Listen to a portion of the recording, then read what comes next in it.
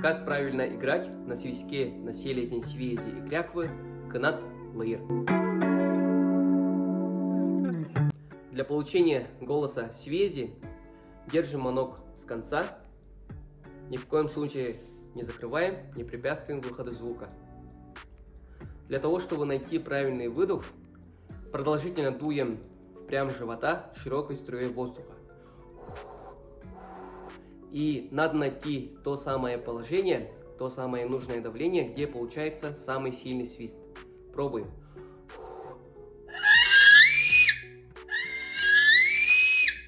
Нашли?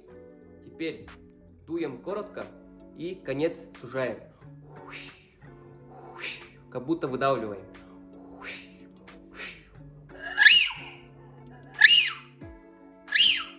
И в конце добавляем короткое.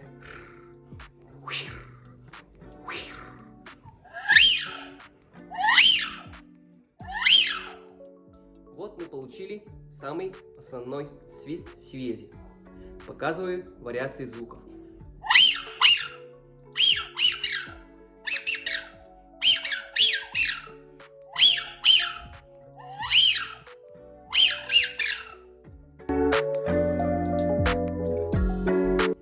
Для получения голоса селезня кряквы манок держим вот так. Создаем своего рода камеру обратного давления. И опять же дуем широкой струей воздуха прямо с живота и максимально низко делаем вот так. Максимально низко. Пробуем.